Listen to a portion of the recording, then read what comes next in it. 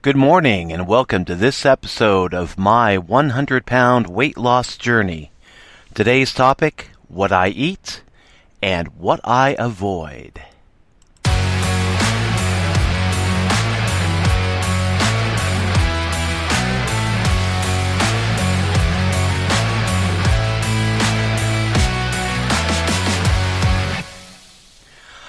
All right, this is Ralph with my 100-pound weight loss journey.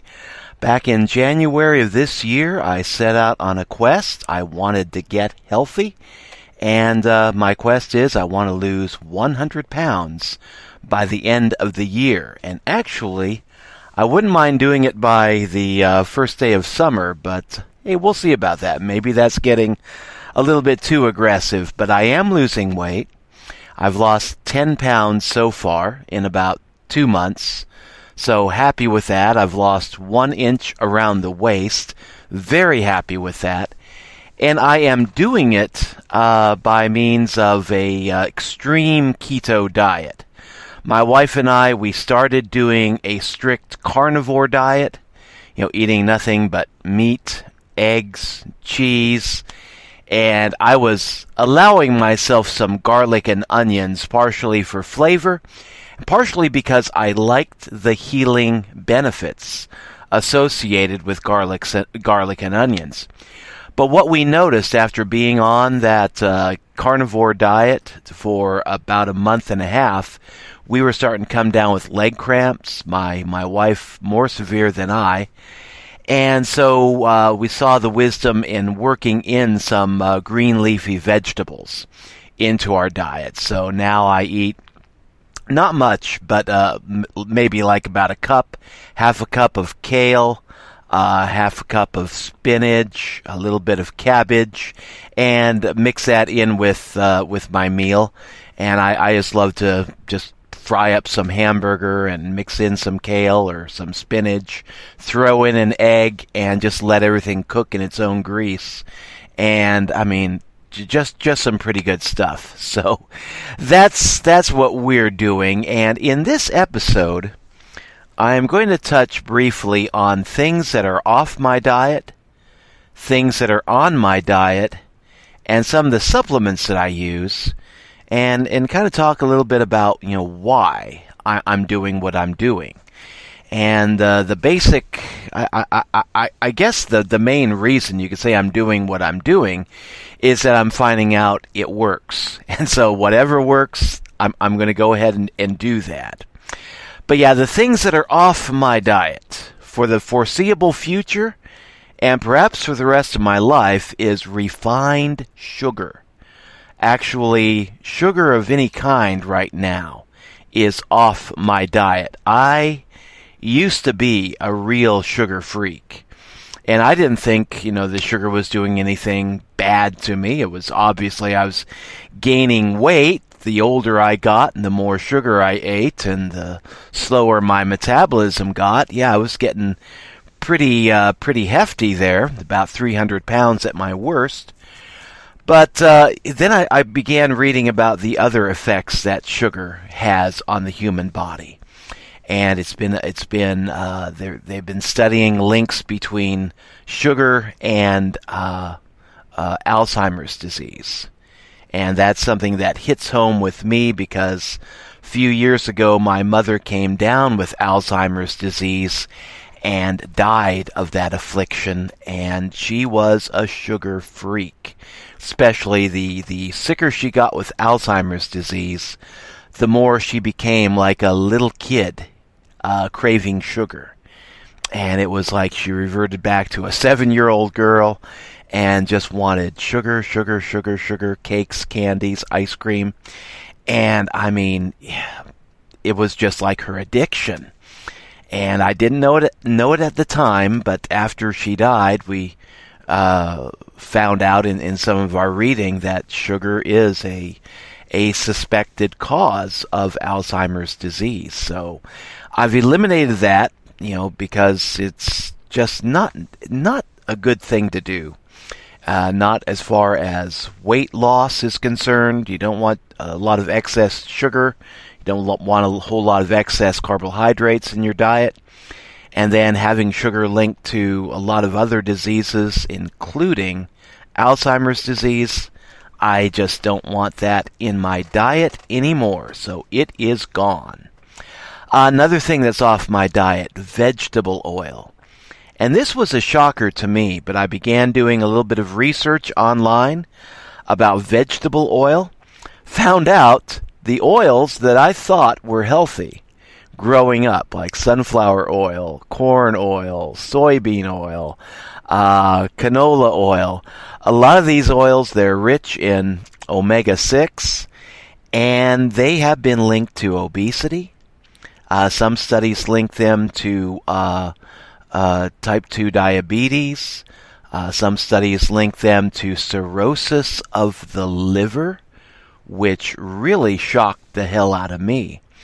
But really looking back, it made sense, because when I was a church pastor, we had this one family in our congregation who were strict American Baptists. And this one lady had a brother who never touched a drop of alcohol in his life, did not do drugs, and they were eating healthy. I mean, they avoided butter. They thought butter was bad, and they're using margarine and vegetable oil. And one Sunday, they told me that her brother had been diagnosed with cirrhosis of the liver, and they could not understand where the heck that came from. And, I mean, the whole family was in shock, because here's this guy that didn't smoke, didn't drink, didn't use butter. They used margarine and a lot of vegetable oil. And nobody at that time really made the connection between the vegetable oil in the diet and cirrhosis of the liver. But, that was a wake-up call for me when I heard about that and started doing a little bit of reading on vegetable oil and decided, okay, this is not healthy. I will take my chances with butter, beef fat, tallow, lard, but no more vegetable oil. And since I've been restricting my vegetable oil, I've been doing a whole lot better on losing weight. The main challenge, though, is that when you eliminate vegetable oil from your diet, I'm finding out I've got to do a whole lot of reading, because a lot of the foods that I'm used to eating, like tuna, I always like to have tuna in oil. Was never a fan of tuna in water. Preferred tuna in oil. Well, now that I know what I know about vegetable oil, finding out that the oil that the tuna in is vegetable oil or soybean oil, and some of the sardines that I like, they're packed in the cottonseed oil, soybean oil. And now that I know that vegetable oil is just bad news and something that I should be avoiding, especially, wanting to lose weight and develop lose fat around the middle and encourage a healthy liver, not a fatty liver. I'm finding out that I've got to do a whole lot of reading. So a lot of foods do have vegetable oil in it. Your mayonnaise. I love mayonnaise. My wife loves mayonnaise. It's loaded with soybean oil.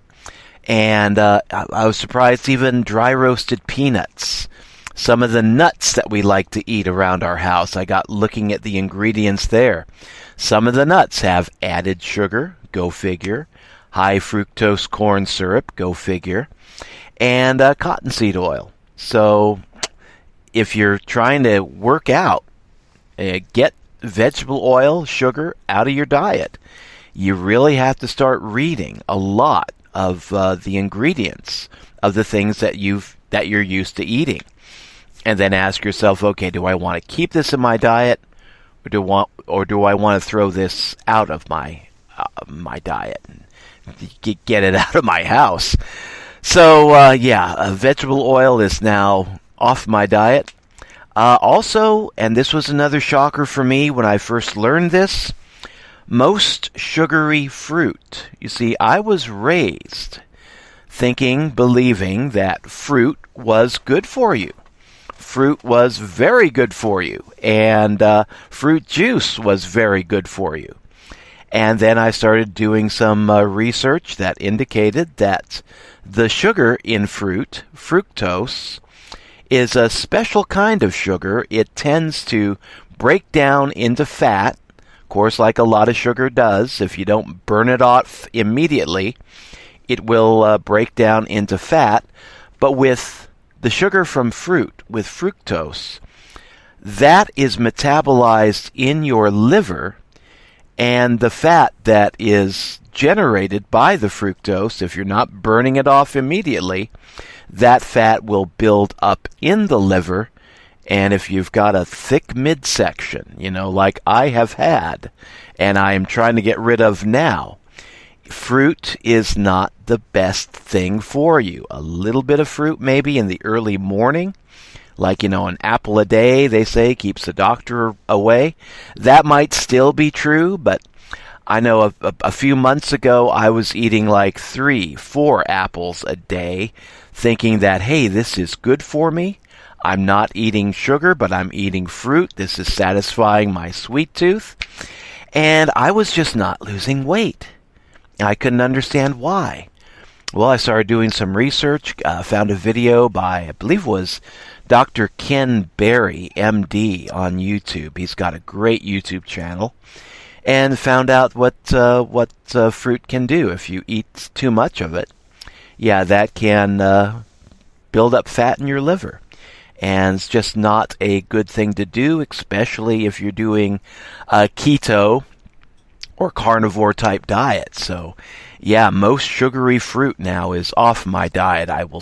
We love bananas. Might have one banana once in a great while. But for the most part, fruit is off my diet until after I've maintained and achieved my 100-pound weight loss goal. And the last thing that's off my diet right now is honey. And this was something my wife and I had to discuss amongst ourselves a little bit because, we both love honey. And there are health benefits associated with honey.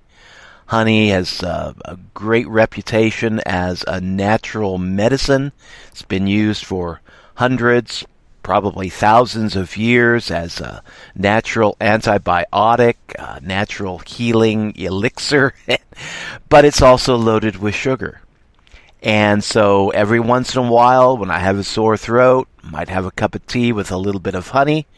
But if I'm healthy, if I'm not really feeling the need for anything, I'm not using honey. I'm not using it as a sweetener.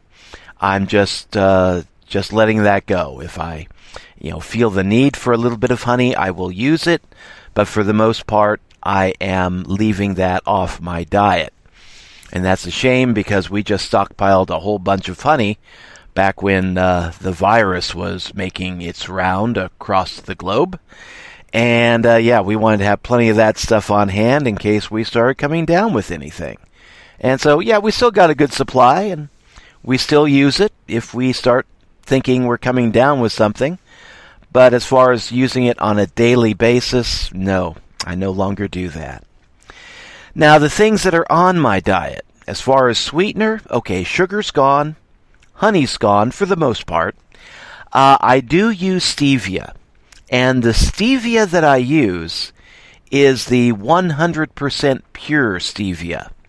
They do have a stevia that measures like sugar, but that is loaded with some extras, some extra things that may or may not be good for you. I really don't know. I don't like to really chance it, so I prefer the pure stevia. But the pure stevia, it does not measure like sugar. All you need is just a little pinch, and that will throw a lot of sweetness into your food. So, we use pure stevia for the most part, and use that as our sweetener. Now, as far as a replacement for the vegetable oil, we still do use coconut oil. Coconut oil, from the research that I've seen, is safe, it's healthy, and it's okay for the keto diet, okay for carnivore. And if I'm cooking something, frying up something that needs a little extra grease, A lot of times I will throw in some coconut oil, and it adds a nice flavor to the food. And I mean, I love it. We keep a good supply of coconut oil on hand these days. And butter. Butter, beef tallow, and lard. Three good oils. And of course, this sounds counterintuitive as heck, because growing up in the 70s and the 80s, I mean, we were all told butter's bad for you. And that's what my mom and dad thought. They eliminated butter from their diet. My mom would not have beef fat, pork lard. She used Crisco to replace the lard, and margarine, oleo to replace the butter. And, I mean, they started ballooning up. We didn't really understand why, because they weren't eating butter. They weren't eating a whole lot of beef fat. They weren't eating a whole lot of lard or fat in general. But yeah, they were starting to gain weight in their later years. Couldn't really understand why. And of course, later on, my mother came down with Alzheimer's disease. My father with vascular dementia. Had a couple of strokes. And yeah, we really couldn't understand why. Well, now, knowing what I know with what the research that I'm reading and listening to is suggesting, that could very well have been it. So yeah, I've gone back. We're using butter instead of margarine. Beef fat. We'll find some fatty cuts of beef and let the food cook in its own grease. Drain off some of that grease, and if we need to fry up something else that doesn't have a whole lot of grease in it, we'll use that beef fat. Pork lard, another good thing that we use. And all of these things, I mean, I'm finding that if you eliminate the vegetable oil and start using the butter and the natural fats that humanity was using for hundreds and thousands of years before we got all sophisticated and started throwing vegetable oil into our diets, finding out that actually those fats are better. Actually, it's helping me lose weight anyway, and that's what I'm going with. Going with the research now that I've been listening to, and the results that I'm seeing when I step on the scale in the morning. Another thing that I have on my diet, and this is not strictly carnivore, but we're not really doing the strict carnivore anymore. We're just doing what works, but green leafy vegetables, kale, spinach, cabbage, stuff that's rich in magnesium and potassium, because when we started getting our leg cramps, we figured, okay, this was a result of magnesium or potassium imbalance, shortage, and we just weren't getting enough magnesium and potassium into our diet. So started looking at what foods were low in sugar and rich in magnesium and potassium. Found out, okay, spinach is good, kale is good, cabbage is good. So we started putting that back into our diet, and we're doing better now with the leg cramps, and I'm still losing weight, so you can't really beat that. And then, of course, the other food group that's pretty big on my diet, meat, eggs, cheese. And basically, any kind of meat. I do eat a lot of hamburger. Sometimes I get burned out on hamburger, so I'll go with a pork chop. I try not to eat a whole lot of processed meats, like bologna, hot dogs, but we go through a lot of beef, a lot of pork, a lot of chicken, and a lot of eggs and some cheese. And I thought that when we started going on a extreme keto or carnivore type diet, that our grocery budget would be increasing, that we might be spending twice as much money on food than what we normally did. And in the beginning that was true, because we were working out the carbohydrates and replacing them with meat and butter and things like that. So we were, the first couple of weeks, we were reverting over to a carnivore diet, we were spending a lot more on groceries. But now what I'm finding out is that we get fuller faster eating like this. And I am getting to the point now where I can get by on one, maybe 1.5 meals per day. And I eat till I'm full. I eat the meat that I like. I eat the eggs that I like. I eat whatever cheese I want. Throw in some green leafy veggies, some onions and garlic, and just eat till I'm full. And I'm finding out that that usually does me for most of the day. And back when I was eating a whole lot of carbohydrates, a whole lot of carbohydrate-rich vegetables and fruits and rice and things like that, yeah, I would eat, I would get full, and then a few hours later I'd be hungry again. And it was like I was constantly hungry, and I was constantly craving, more and more food. But now, eating this way, eating like a rich carnivore diet or an extreme keto diet, I am not hungry all the time. I eat, I get full, I'm satisfied, and it's really not a stretch for me anymore just to get by on 1 or 2 meals a day. And sometimes if I'm busy working outside in the fresh air, it's easy for me just to go out there, start working, not have breakfast, just be drinking some water and maybe a little bit of coffee, and then just work outside for most of the day, come inside and have my first meal about 5 o'clock, and just be good for the rest of the day. So actually, eating this way, it's not as expensive as I thought it was going to be. In fact, beginning to look like we're saving money eating this way.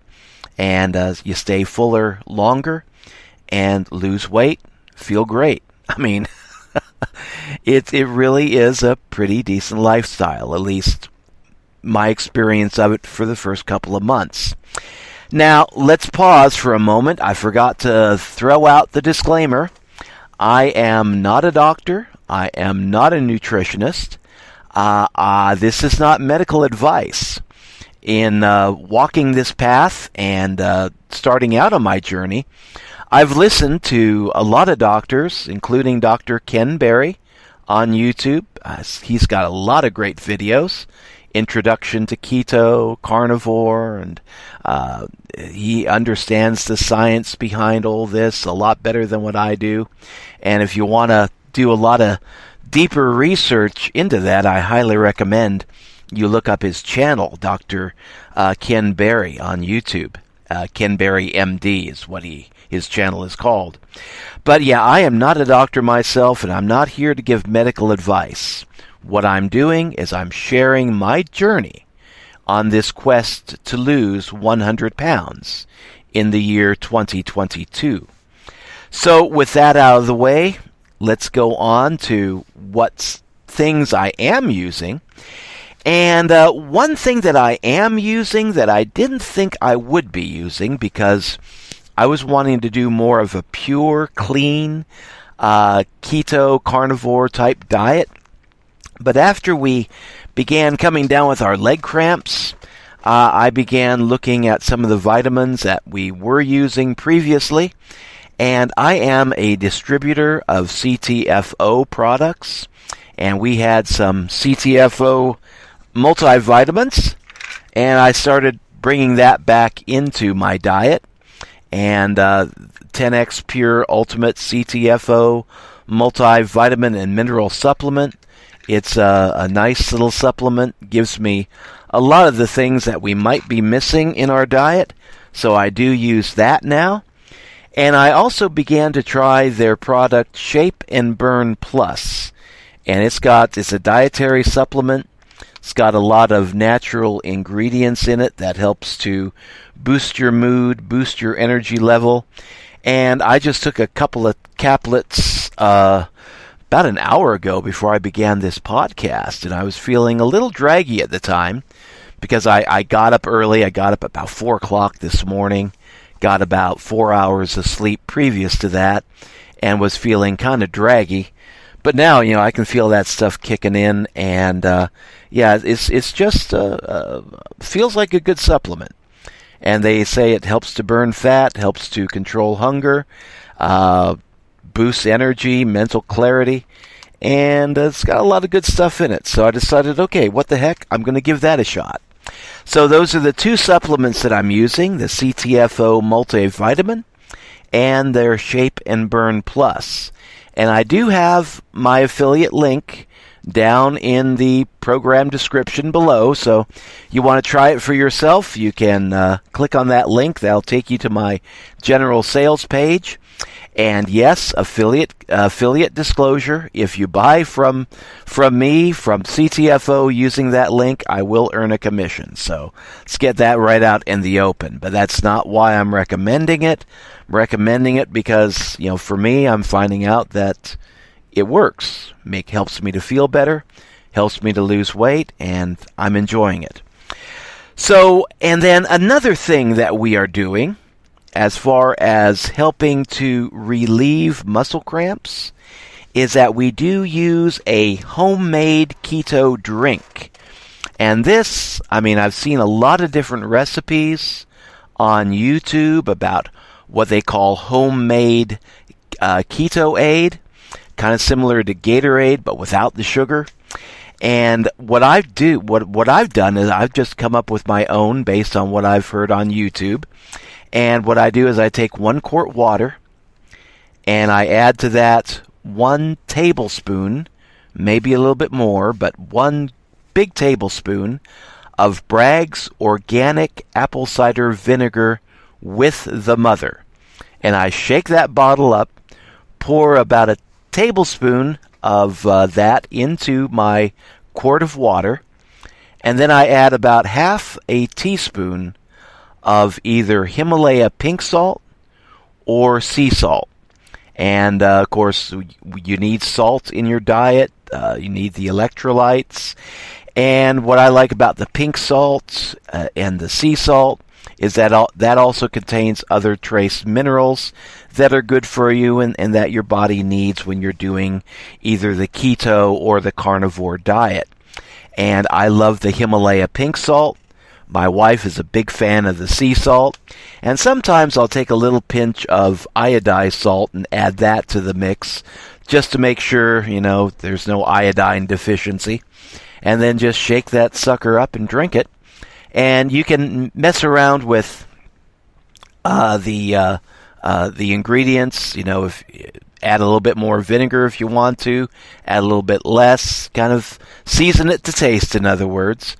But, I like it. It cuts my thirst. It helps me to feel pretty good about myself. And it gives my body the electrolytes that I was evidently needing because, I've gotten over that leg cramp issue. And, I'm just keeping up with my keto drink. I'll drink about a quart of that a day just to make sure I'm getting all my electrolytes. And another little trick that I learned that I haven't tried yet, but this goes back to Dr. Ken Berry's recipe, is that he uses much of the same ingredients as I just told you about in my keto drink recipe, but he adds in a product called no salt. And what no salt is, it's a salt substitute that is rich in potassium. So if you feel like you need a little extra potassium, he adds about a half a teaspoon of the no salt to that recipe, and that gives you the sodium, it gives you the potassium, gives you the other trace minerals that are found in either sea salt or Himalaya pink salt. And it's something I haven't tried yet, but I've got that no salt on order. Hopefully we'll get that by next week, and I'll start throwing that into my homemade keto drink.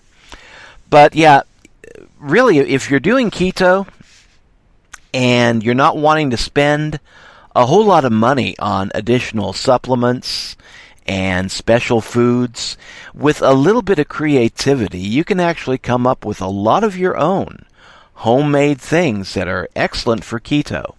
Just go ahead and do your own research, look it up online, go through a lot of YouTube videos, a lot of good keto channels out there, and just see what other people are using, see what other people are getting good results with. And I love our homemade keto drink, and I'm looking forward to getting that no salt so we can start adding a little extra potassium into our diet. But yeah, you really don't have to spend a fortune doing keto. If all you can afford are like the cheapest cuts of meat, the cheapest eggs, the cheapest cheese, as long as it's all real meat, real egg, real cheese, you can do pretty well on that stuff. I mean, I am not a purist in any sense of the word. I don't prescribe, grass-fed, grass-finished beef or butter or milk. I just, grab what we have at the grocery store and, what fits our budget. So, with keto, just a few things that you've got to keep in mind. No sugar, no vegetable oil. Watch out on the sugary fruit and fruit drinks and fruit juices, because, you don't want to be throwing a whole lot of carbohydrates into your diet. We want to be restricting that, and things of that nature, and refined foods. You want to be very careful with that. At least that's what I'm finding in my experience. And again, not here to give nutritional advice, just sharing what I've learned and sharing what I'm doing. And so far, I'm pretty happy with my weight loss. I've noticed that since I began incorporating more butter into my diet, and I mean, this grossed my wife out, but I've actually gotten to the point where I'm taking like little patties of butter and eating them just with my fingers. And I'll eat about a quarter stick of butter a day. And since I began that practice, I've noticed that my weight loss has accelerated. So, I mean, it seems counterintuitive, because the way I was raised back in the 70s, 80s, is like, butter would make you fat. Turns out, my experience now, that's not the case. Butter's not making me fat. Butter is helping me to lose weight. So, go figure. But yeah, that's about all for today's podcast. Yeah, things that are off my diet, things that are on my diet, some of the supplements that I'm using, and that homemade keto drink recipe, very basic. And what we'll be doing in future podcasts, be talking about, recipes, things that I like to cook, ways that you can get variety if you're doing a keto diet, carnivore diet, ways that you can satisfy that sweet tooth, because our first month on carnivore, it was like my wife describes it as mad cow disease. We were just getting sugar cravings and sweet cravings. And we just thought, boy, we got to break down at least once a month and have a candy bar or a bowl of ice cream or something just to satisfy that sugar craving. But what I found out is that there are other ways that you can satisfy that sugar craving without breaking your keto carnivore diet. And we'll be talking about that in future podcasts. So, hey, if you like this kind of content, like, share, subscribe. If you're seeing me on YouTube, follow me on Spreaker or other fine outlets where podcasts are served. And we're going to call it quits for today's podcast. We'll be back again later on. But I'm going to close out with a neat song by the Celtic Reggae Revolution called Positive. And we'll catch you all later. Until then, thanks for dropping by. Best of luck on your weight loss journey.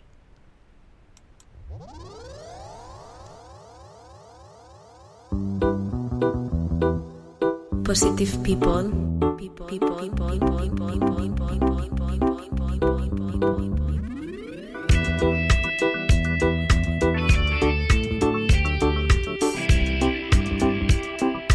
Positive with light. Happier,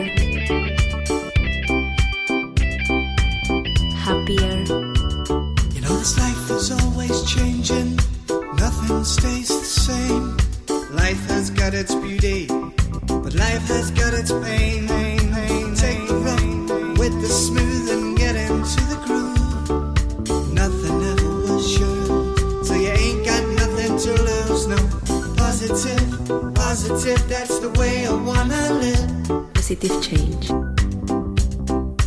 Happier, happier. Positive, positive, that's the way I wanna live. Happier, happier. There ain't no problem, there's only solutions. There ain't no problem, no, no, no. There ain't no problem, there's only solutions. There ain't no problems, no.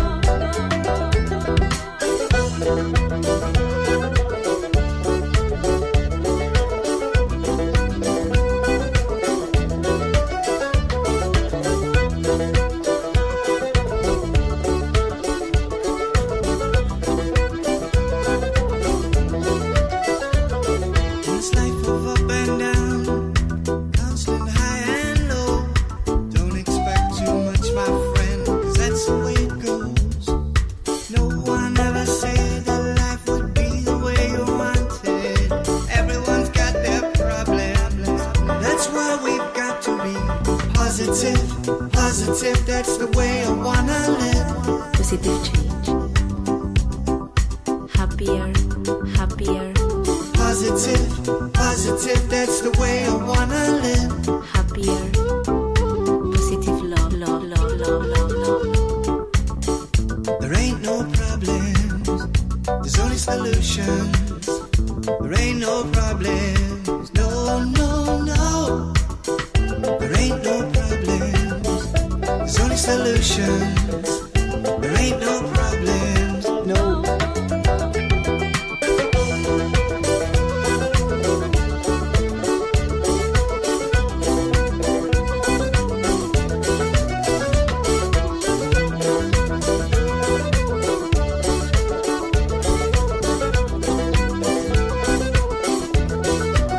Rock, rock, rock, rock, and don't stop. Lose the clocks. Let's talk. Take the shocks. Don't be blocked. Positive love. Release the vibes.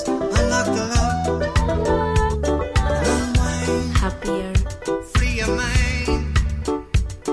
Be kind to yourself. Take your time. And be free. Be yourself. Don't try to please everybody else. Be true, true, true, true, true to you. What's to lose? positive love. Dance away these troubles.